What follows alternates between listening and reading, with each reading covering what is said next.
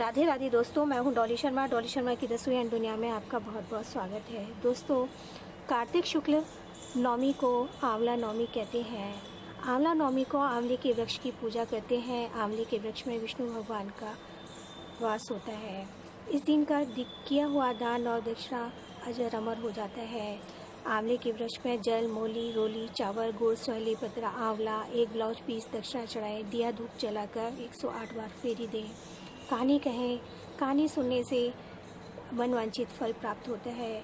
बोलिए विष्णु भगवान की जय। आज मैं आपको आंवला नवमी की कहानी सुनाने जा रही हूँ, जो इस प्रकार है। एक आंवलिया राजा था जो रोज एक मन सोने के आंवले का दान करता था और बाद में जीमता था। एक दिन उसके बेटे बहुओं ने देखा कि रोज इतने आंवले का दान करेंगे तो सारा धन खत्म हो जाएगा, इसलिए इनका दान बंद कर देना चाहिए। एक पुत्र आया और राजा से बोला कि आप तो सारा धन लुटा देंगे, इसलिए आप आंवले का दान करना बंद कर दीजिए। तब राजा और रानी उजाड़ में जाकर बैठ गए और वह आंवलों का दान नहीं कर सके, इसलिए उन्होंने कुछ खाया भी नहीं। तब भगवान ने सोचा कि अगर हमने इनका सत नहीं रखा तो दुनिया में हमें कोई नहीं मानेगा, कोई हमारी पूजा नहीं करेगा।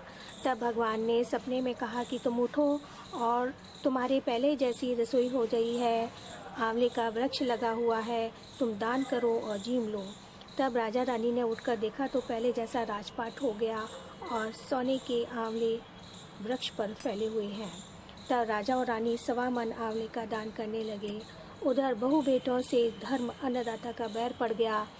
आसपास के लोगों ने कहा कि जंगल में एक आंवलिया राजा है, सो तुम वहाँ जाओ तो तुम्हारा दुख दूर हो जाएगा। वे दोनों वहाँ पहुँच गए। वहाँ पर रानी अपने बेटे और बहू को देखकर पहचान गई और अपने पति से बोली कि इन लोगों से काम तो कम कराएंगे और मजदूरी ज़्यादा देंगे।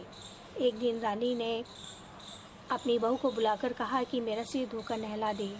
बहू सिर धोने लगी तो बहू की आंखों में से पानी निकलकर रानी की पीठ पर पड़ा। तब रानी बोली कि मेरी पीठ पर आंसू क्यों गिरे हैं, मुझे बताओ। तो बहू बोली कि मेरी भी सास के पीठ पर ऐसा मस्सा था, हमने उसे घर से निकाल दिया। वह 1 मन आंवले का दान करते थे तो हमने उन्हें भगा दिया।